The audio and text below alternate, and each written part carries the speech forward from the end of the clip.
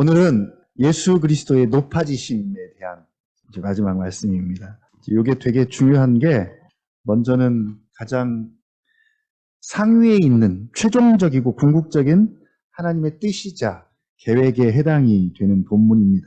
교회 주소로 치면 가장 단위가 모산길 30-14죠. 저희 교회 주소. 모산길 30-14입니다. 그리고 그 상위가 정남면이 되겠고요.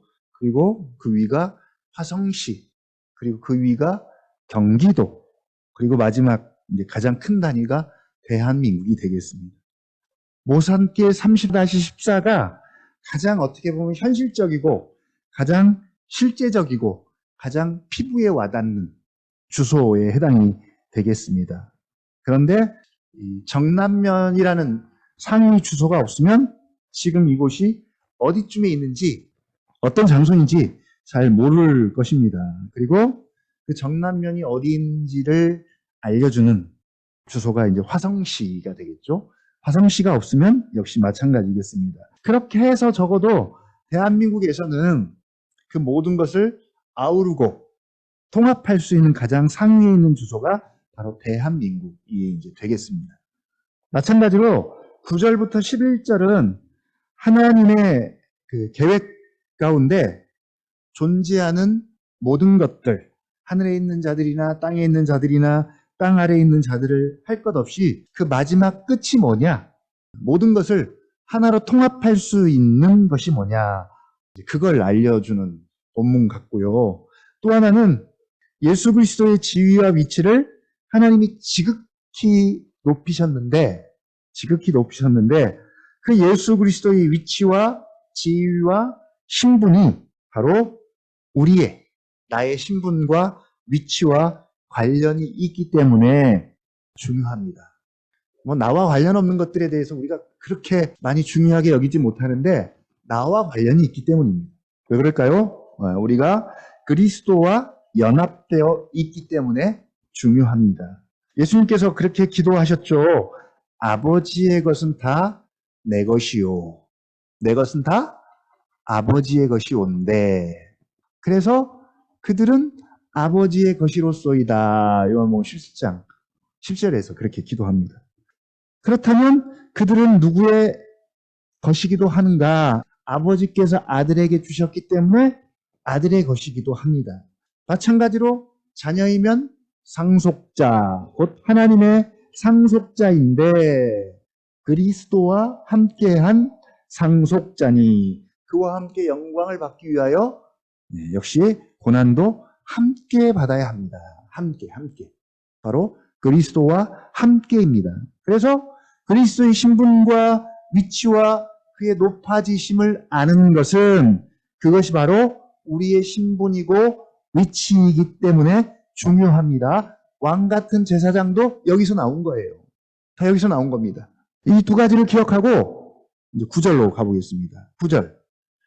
이러므로는 6절부터 9절까지의 내용이에요. 5절부터 9절까지의 내용을 그냥 함축해서 이러므로입니다. 이러므로 하나님이 그를 지극히 높여 모든 이름 위에 뛰어난 이름을 주사 모든 무릎을 예수의 이름에 꿇게 하시고 모든 입으로 예수 그리스도를 주라 시인하여 라고 말하죠.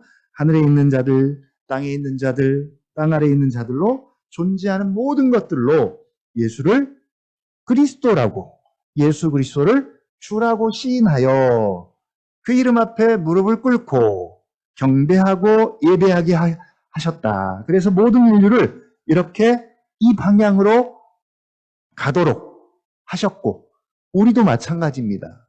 그러니까 우리의 지금 상태를 점검하기에 좋은 말씀이죠. 지금 우리가 이렇게 가고 있는가? 내가 지금 이 방향으로 흘러가고 있는가? 이 표현을 에베소서 1장 10절에서는 이렇게 기록합니다. 하늘에 있는 것이나 땅에 있는 것이나 다 그리스도 안에서 통일되게 하려 하심이라. 성부와 성자와 성령께서 구속을 위해서 일하십니다. 성부께서 계획하신 구원에 대해서, 구속에 대해서 에베소서 1장 3절부터 6절 말씀하고 있죠.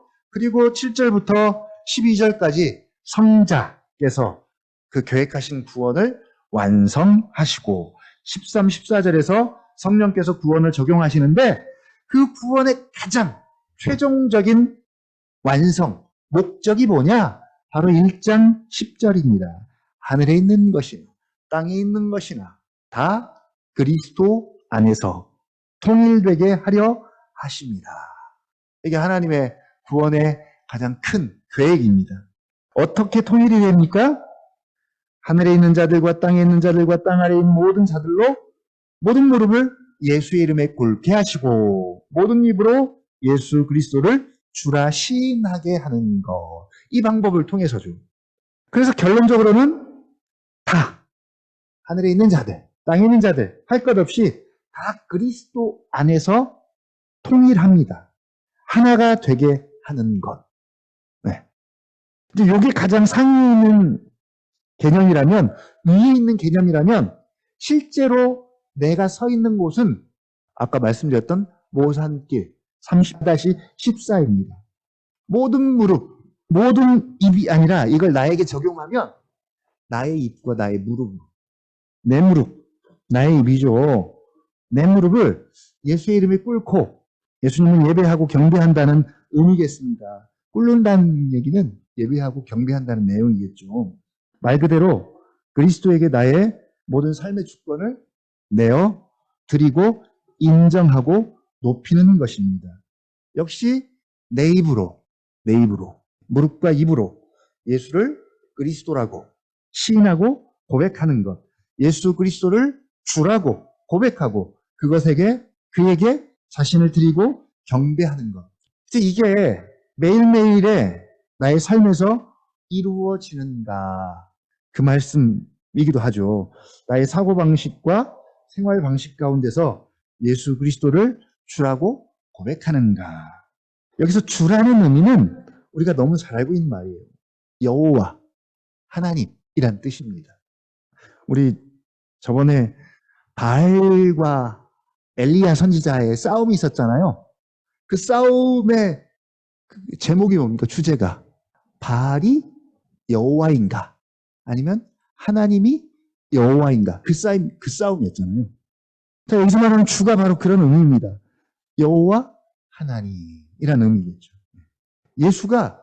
예수 그리스도가 정말 나의 참신, 유일하신 참 하나님 여호와십니다라는 고백입니다. 내가 예수님을 믿었기 때문에, 알고 있기 때문에 그냥 아는 분이 아니라 매일매일 정말 예수님에 대한 새로운 고백이 더 깊어지는 그런 고백들이 필요한 거죠. 그냥 1년에 한 번 혹은 내가 전에 알았던 분이기 때문에 계속이 아니라 매일매일. 최근에 마가복음에서 목격하는 내용이 그것 같아요. 8장 9절. 8장하고 9장이죠. 8장 9장. 예수님께서 제자들과 함께 오랜 시간을 보내다가 중간고사를 봅니다. 야, 사람들이 나를 누구라 하냐? 물어보죠. 그랬더니 더러는 엘리야요. 더러는 세례 요한이요. 더러는 선지자 중에 한 명이라고 이렇게 고백을 합니다. 그랬더니 그러면 너희는, 나와 같이 늘 함께 있었던 너희는 나를 누구라 하느냐 묻죠. 이 질문에 대해서 베드로가 아주 유명한 교과서 같은 고백을 합니다.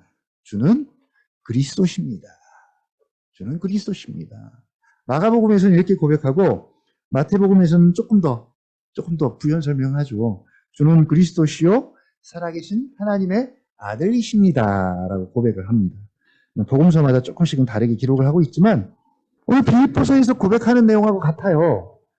예수가 그리스도요. 그 예수 그리스도가 바로 주 하나님 여호와이십니다. 라는 고백을 하는 겁니다. 베드로가. 그랬더니 칭찬하시죠. 그러나 또 뒤에 가면 넘어져요. 그래서 이 고백 한 번 했기 때문에 그의 신앙이 완전한 것이 아니라, 물론 형식적으로는 교과서 같은 고백을 했지만 인격적으로는 예수가 누구인지 어떤 분인지를 더 알아야 하고요. 알면 알수록 어떤 고백을 합니까? 정말 예수가 주 그리스도이십니다. 정말 여호와십니다. 참 하나님이십니다. 라는 고백이 매일매일 새롭게 있어야 한다는 것이죠. 물론 이것도 성령님의 역사 없이 깨닫게 하심 없이는 역시 불가능합니다. 자, 예를 한번 들어볼게요. 월요일 날 산에 갔다 오셨죠? 월요일 날. 센스가 없으시네. 월요일 본문이 변화산이잖아요. 예, 산에 갔다 오셨잖아요. 변화산. 베드로, 야고보, 요한을 데리고 예수님이 변화산에 올라갔습니다. 그리고 거기서 변형이 되셨어요. 옷이 광채가 나고 세상에서 빨래하는 자가 그렇게 희게 할 수 없을 만큼 매우 희어졌더라. 그걸 보고 이번에도 역시 베드로가 또 나섰어요. 라비어, 여기 있는 것이 좋사오니 초막 셋 찍고 여기서 삽시다. 하나는 주를 위해서, 하나는 엘리야를 위해서, 하나는 모세를 위해서 짓겠습니다. 베드로가 그 변형되신 예수님의 모습을 보고 한 반응입니다. 보기는 봤어요. 여기서 살 만큼 대단합니다. 근데 문제는 아직 그 영광의 실제적인 의미를 잘 모르는 것이죠. 그러나 나중에 베드로도 그 의미를 알고 베드로 전서와 후서에서 그 흔적들을 그걸 가지고 성경을 기록합니다. 네. 베드로에게 굉장히 인상 깊은 팩트로 남았습니다. 예수님은 하나님의 본체이시고 하나님의 형상이십니다. 하나님과 동등하십니다. 그러나 하나님과 동등됨을 취할 것으로 여기지 아니하시고 오히려 자기를 비워 종의 형체를 가지사 사람들과 같이 되셨고요. 사람의 모양으로 오셨습니다. 그러니까 보이는 것으로만 보면 예수는 영락없는 인간일 뿐입니다. 그러나 그 예수님께서 제자들을 부르셔서 제자들에게 예수님의 하나님 되심을 조금씩 보여주시고 알려주셨고요. 그리고 이제 제자들 입에서 예수가 그리스도이십니다라는 고백들이 나오기 시작합니다. 그리고 결정적으로 예수가 하나님이심을 이 변화산에서 잠깐 보여주십니다. 영광과 능력이 동등하시죠? 하나님과 성부와 성자가 영광과 능력이 동등하십니다. 그 하나님의 영광을 잠깐 보여주세요. 그러면 그 영광을 본 제자들의 반응이 뭐여야겠어요? 물론 그 영광을 받기 때문에 아랫세상을 잊어버릴 만큼 좋았기 때문에 베드로가 여기서 영원히 살았으면 좋겠습니다. 그것도 괜찮은 좋은 거죠. 반응도 좋지만 어떤 반응이요? 예수 그리스도가 기본적으로 예수가 그리스도이십니다. 주는 그리스도이십니다. 라고 입으로 시인하고 고백을 했지만 베드로가 그렇게 이미 고백을 했어요. 주는 그리스도십니다. 주는 살아계신 하나님의 아들이십니다. 고백했습니다. 했지만 다시 또 하는 거죠.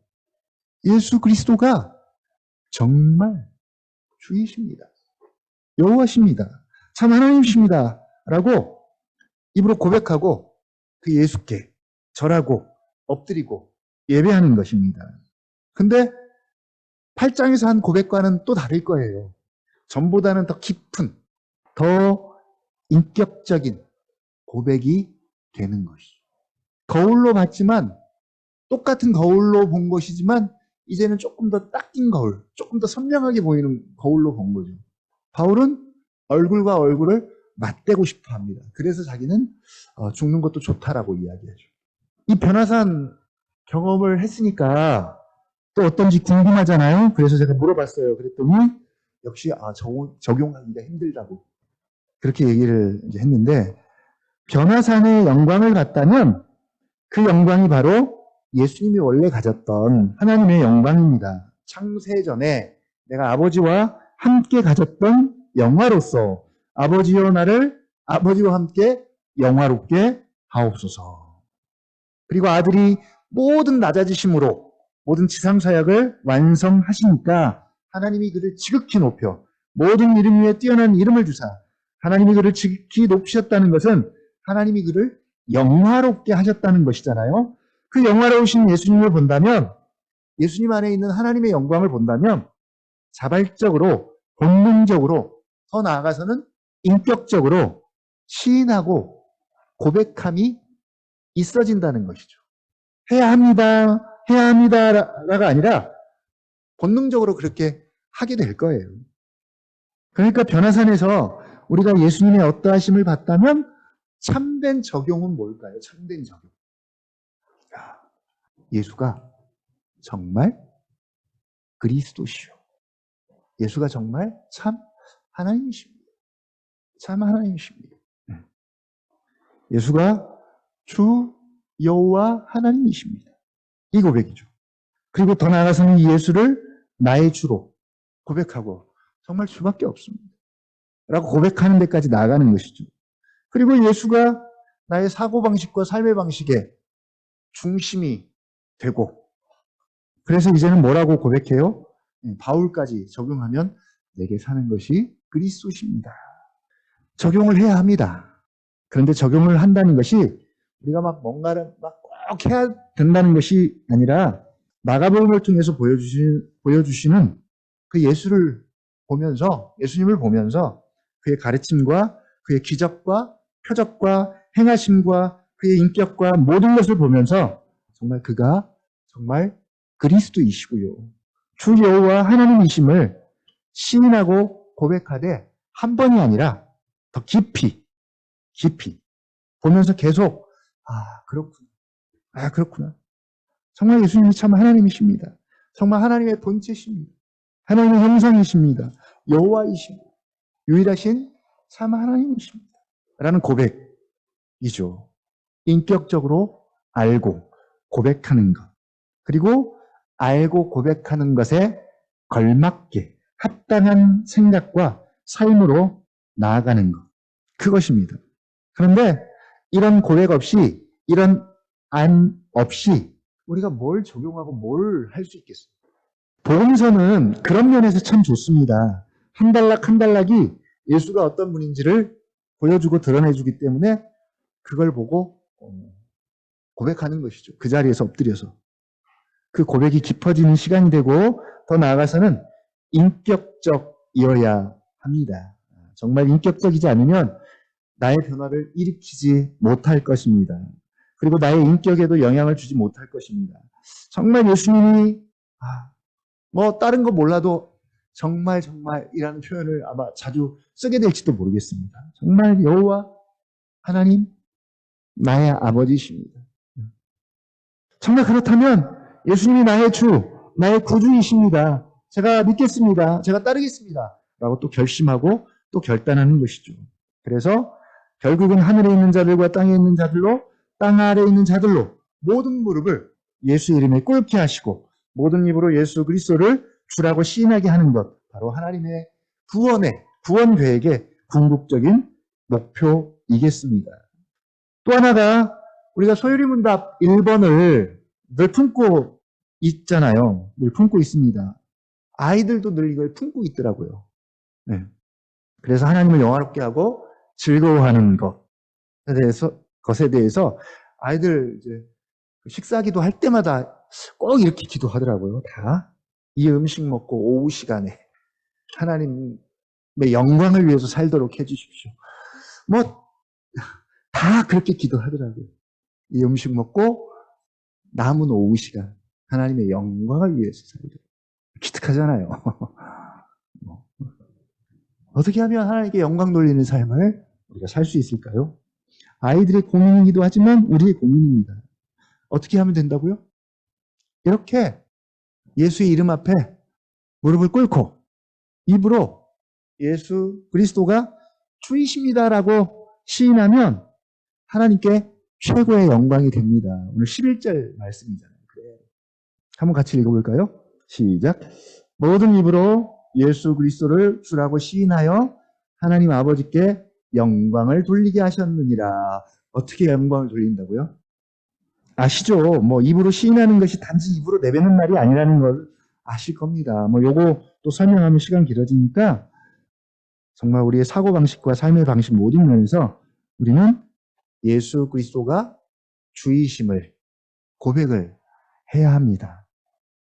여기 조금 쉽지는 않겠지만 여기서는 되는데 우리가 적어도 기도하는 이 시간만큼은 예배하는 이 시간만큼은 찬양하는 이 시간만큼은 여기서는 됩니다. 근데 저기서도 돼야 되잖아요. 저기서도. 다른 곳에서도 돼야 됩니다. 이 모임에서는 인정이 잘 되는데 저쪽 밭에는 잘 안 될 수도 있습니다. 특별히 어떤 영역에서는 잘 되는데 또 어떤 영역에서는 잘 안 되는 경우가 있습니다. 예. 모든 영역에서 예수 그리스도가 주이시고 나의 주이십니다. 그래서 결론적으로는 내게 사는 것이 예수 그리스도이십니다라는 고백을 하고 그렇게 살아간다면 이게 바로 하나님께 영광 돌리는 삶입니다. 너무 멀리 갈 것 없이 그냥 마가복음 묵상하시면서 예수님에 대해서 정말 그리스도십니다. 그리스도십니다. 정말 하나님이시군요. 정말 하나님이십니다. 라고 고백하고 시인하는 일들이 계속 있다면, 그쵸. 정말 그렇군요. 제가 알고는 있었지만, 역시 하나님이십니다. 라고 할 수 있다면, 이게 하나님께서 가장 기뻐하는 일 아니겠습니까? 하나님을 인정하는 거잖아요. 바로 마가복음을 통해서 이 빌립보서 말씀을 잘 적용을 해서 예수 그리스도로 충만해져서 또 예수 그리스도를 더 많이 시인하고 또 더 깊은 관계로 나아가는 그런 시간들이 되기를 주님의 이름으로 부탁을 드립니다.